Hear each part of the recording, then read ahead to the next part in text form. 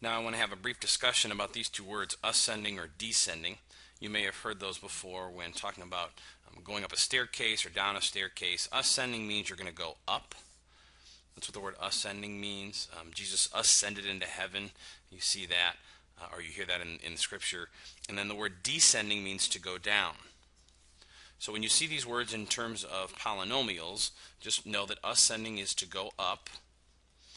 Also from smallest to biggest.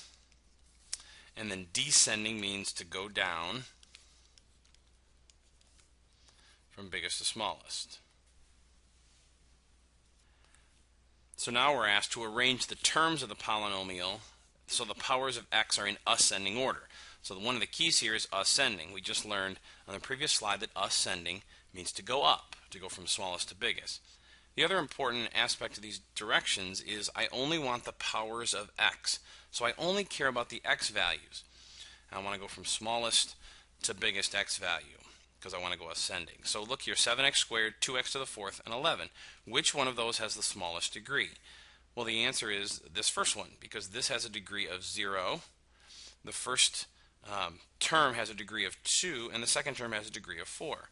So we'll put them in ascending order. We want to put them from smallest to biggest. So we'll go negative 11, because that is the smallest degree.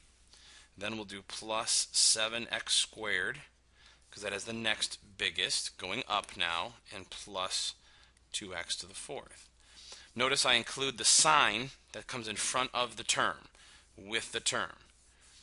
And then rewrite them this way. And so now they're in ascending order, going up in terms of their degree, and I only look at the powers of x. Next example really illustrates this powers of x idea. Typically this term would have a degree of 4, but if I'm only looking at the powers of x, as I told you at the beginning, this term has a degree of 1. This one has a degree of 0 because there's no x's. Here it's a 3, and this is a 2. So I'm going to put them in ascending order, going from smallest to biggest. So y squared first, plus 2xy cubed, minus 3x squared y, plus 5x cubed. It has nothing to do with the y's. It has nothing to do with the coefficients. I simply look at the x's and I put them in ascending order.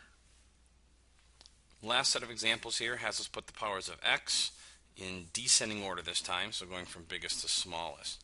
Well, the biggest set of exponents is the negative 2x cubed, and then I work my way down to the plus 6x squared, and then minus 8x, and then plus 5.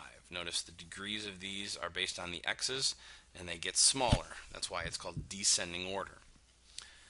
Last one here, looks like the x that's the biggest is the x to the fifth. So 4a x to the fifth, followed by the plus 3a cubed x squared, then the 9a squared x, and then finally minus a to the fourth.